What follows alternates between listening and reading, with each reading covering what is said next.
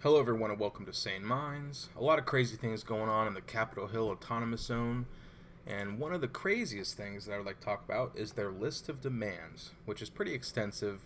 I'm not going to go through all of them, but just so you can kind of see the things that they're talking about. Number one here is that they say that police are beyond reform and that they're not demanding reform, they're demanding the abolishment of the police department.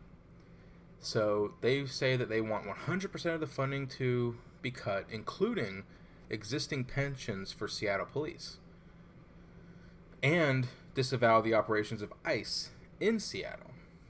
And that in between this transitionary period of dismantling the Seattle police, they demand that no use of armed force be used, basically banning it entirely. No guns, no batons, no riot shields, no chemical weapons, especially against those exercising their First Amendment rights as Americans to protest. Because we all know how peaceful protests are being attacked by police with no provocation. And so they also want to have reparations for victims of police brutality in a form to be determined. We'll see how much money that's going to cost. And they also want to have a retrial of all people of color currently serving a prison sentence for violent crime by a jury of their peers in their community. So I guess they have to pick people that live near them to be their peers, maybe in the same block.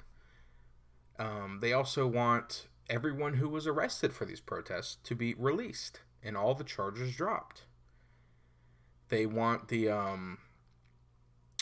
anyone serving time for resisting arrest to be released and those charges expunged if there are no other related charges. So I guess if you resist arrest, there's no consequences for that now. You could just resist it, You don't feel like getting arrested that day. Maybe you'll get arrested the other day, and another day instead. And that all felons that are currently serving a prison sentence should have unrestricted right to vote. So not only, some states are doing this where they're allowing felons to vote, but that's after they've completed their prison sentences or their probation or whatever they're given. What else here? They also want funding for the Seattle Police Department that was currently or previously used for Seattle Police Department to be redirected to socialized health and medicine for the city of Seattle. Free public housing, because housing is a right, not a privilege. You have the right to force someone to build your house for free. Let's see. Public education, to decrease the average class size in the city schools and increase teacher salary. And of course, naturalization services for immigrants to the United States living here undocumented. And they demand they be called undocumented because no person is legal. And that's true. No one is illegal, but you can do illegal things like move here, immigrate here illegally. Thus, you're called an illegal immigrant.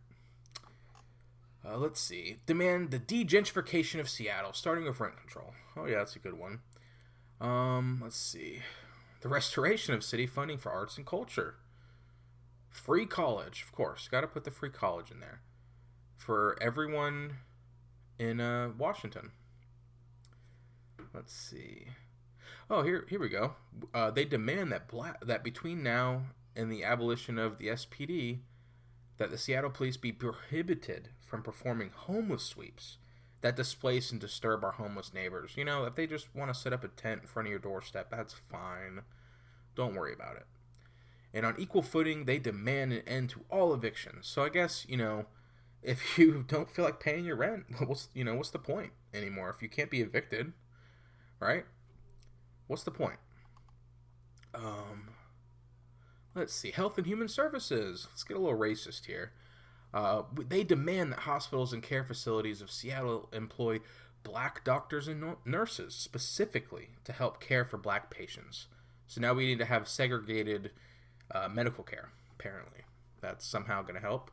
That they demand that people of Seattle seek out and proudly support black-owned businesses because your money is our power and sustainability. I'm not sure how you would even go about forcing people to spend their money where you want them to.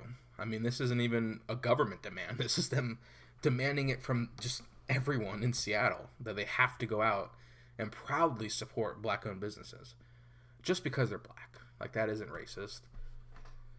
Here's a good one. They demand that the city create an entirely separate system staffed by mental health experts to respond to 911 calls pertaining to mental health crises.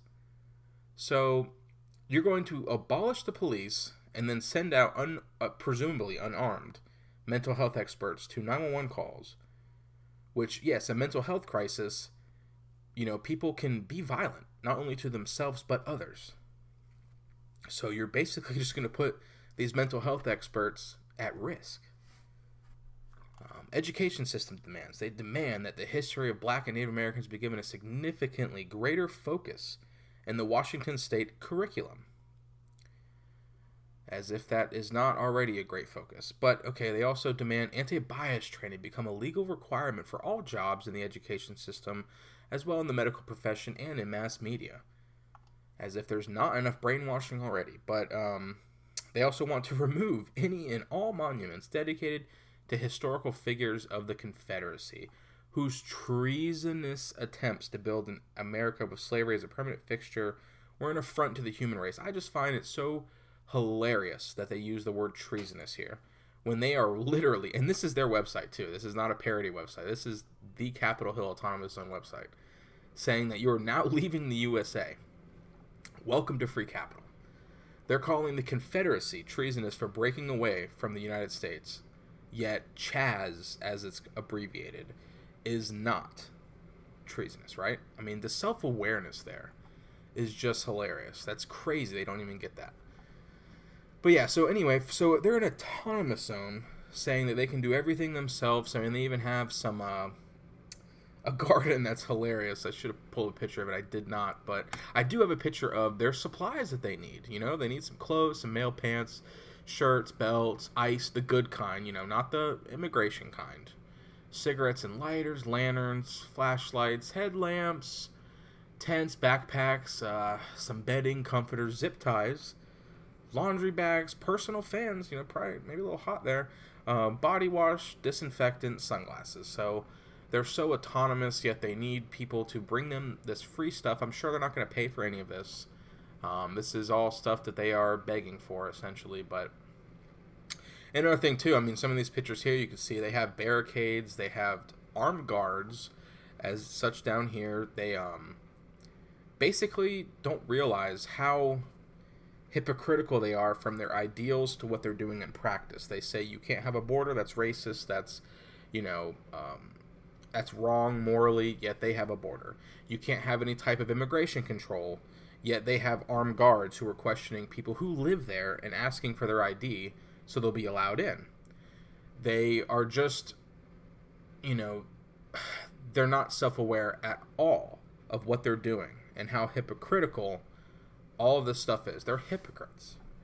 It's really hilarious. I mean, but it's sad as well. But yeah, so the de facto leader and I guess warlord is Roz Simone, who I guess is a SoundCloud rapper or something to that, that sort. And there is a video I want to show you just a little bit of where he is enforcing rules that he himself has set up in this Chaz, where there are businesses that are being extorted by him and his crew for protection money. And I guess there is a protester, or whatever you want to call them. Somebody's graffitiing a business wall. Roz does not like that and comes up and tries to stop the man, and then eventually gets physical with him, pushes him to the ground, breaks his glasses, threatens to shoot him, which it's a very long video. I'm not going to go through it all. It's like an hour, but I'll just show you the little bit in the beginning where they say that they are the police now. They run this place. No. You don't know the owner of this place? This is Roz here. The owner that's actually being nice and letting us stay here? Oh, God. Forgot. We are the police of this community now. We are the leaders of this community now. So you can look up this video yourself. Here's the link. But basically, like I said, and this is funny enough. This is on Reddit where this is being discussed. But they tell this person they need to leave for their own safety, and then go on to assault this person and make them leave and make them do as they wish and threaten to shoot them. And I mean, most people probably could have seen this coming, but when you have a vacuum of power, it's going to be filled, and very fast. It didn't take but a couple of days for someone like Roz and his crew to show up and start patrolling and directing border control and extortion of businesses and their rules and their laws. As he said, they are the police now. They are the leaders. And of course, no one can really explain this as well as Tucker can, so let's go ahead and just watch a little snippet of his show. Ladies and gentlemen, say hello to the latest addition to the global family of nations, the Capitol Hill Autonomous Zone, formerly known as downtown Seattle. City Hall! Our City Hall! City Hall! Our City Hall! You have to lose your job. You have to lose your job. Hell yeah. The point is, in the end, this is our street, it's our station. Whose streets? Our streets! Whose streets? Our streets! Well, that looks pretty appealing, but before you jump on Expedia to book a trip with the family to the Capitol Hill Autonomous Zone, now known, by the way, as CHAZ, the country's Tourism and Economic Development Department is calling it that, you should know that there are no beaches in CHAZ. This is a tiny nation. It's smaller than Liechtenstein. The entire country extends only 6 city blocks. It was built on land that was formerly owned in part by the Seattle Police Department, but the founders of CHAZ wanted that land.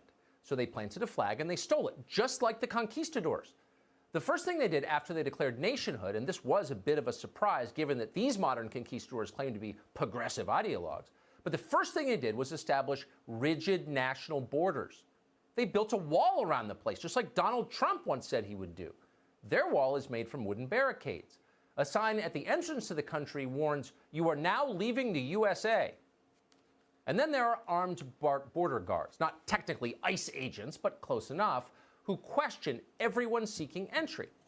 Countries have borders, and the founders of CHAZ understood that. They don't want the place flooded with illegals. And by illegals, we mean the citizens of Seattle. We have been hearing from community members that they have been subjected to barricades set up by the protesters, with some armed individuals running them as checkpoints into the neighborhood. Well, that's pretty smart. You can't let just anyone into your country. An uncontrolled flood of immigrants would tank the economy, and the people of CHAZ know that. They're not libertarians. They don't work for the Chamber of Commerce. They're not giving you some speech about how immigration makes you richer. They're realists. They want to make this work for the sake of their people. And they don't have much to work with. What exactly is the economy of CHAZ? It's tough. With limited natural resources and a population with virtually no skills of any kind, apart from spray painting the F word on public buildings, they lead the world in that, the people of CHAZ don't have a lot of options for economic development. So they've gone with extortion through violence. Again, just like the conquistadors. It's a time-tested formula, and it's lucrative. We have heard anecdotally reports of citizens and businesses being asked to pay a fee to operate within this area. This is the crime of extortion. Well, like the nation it broke from, its mother nation, the United States. So yeah, I mean, as Tucker's saying here, and showing that there are reports of people that have been asked to pay a tax, or whatever you want to call it, protection money, just to operate. I'm sure that this is going to Roz, as he and his enforcers are the ones who are controlling it through fear, and they are heavily armed. Multiple people there have AR-15s and other types of weapons, shotguns, stuff like that, but they are not really playing around. You know, they're a gang or warlord, whatever you want to call it. But one, I guess, good sign, as I would say, is that there's not much cohesion here. I mean, there's the shared goal of hating the USA and hating white people for sure, but there's more than one group here. There are anarchists, there are Black Lives Matter people, there are communists, and I'm sure, other groups thrown in the mix here, but they are all not exactly on the same page. As seen right here, hilariously, black organizers in Seattle Autonomous Zone doubt the sincerity of white protesters. So, I mean, it's already starting. There's already going to be a breakdown of cohesion here. I mean, as it says here, inside Seattle's self-proclaimed Autonomous Zone, black organizers have expressed doubt over the sincerity of white protesters, as the commandeered 6 blocks have transformed into a festival-like scene, with many snapping selfies in front of murals of men and women who have died in police custody. Because you know what better way to honor their memory than snapping a selfie and maybe doing a peace sign in front of it? Who knows? I guess this is just people who really don't have any link to the cause at all, besides that they see people doing it. Maybe they're bored from all the lockdowns. They want to trend. They want to go viral in a video. You know, they want to get famous. They want their 15 minutes of fame, or 15 seconds is more like it on social media these days. But it continues. Somebody is dead. Why do black bodies have to be in the street for people to have to show up? Tracy Stewart, an African-American mental health therapist, said to USA Today from a street corner in the self-proclaimed Autonomous Zone. I quote, "These people, I'm not even sure why if they know why they're here. White people need to stay in when it gets uncomfortable and stop treating this like it is a party," she continued. "The marching and the protesting, all of that is important. But the work is every day holding the mayor and city council and legislature and all the way up to the president accountable," which, funny enough, the same mayor who, Jenny Durkin, the same mayor of Seattle, who have sent in porta potties and crews to daily clean those porta potties and told police to pull out and abandon the police precinct in that 6-block radius and to not confront these people, is being called out and told to resign. Like many people will tell you, once you cower to the mob, the list of demands never end. The only way to stop this is to stand up to them in the beginning, because when you give an inch, they take a mile.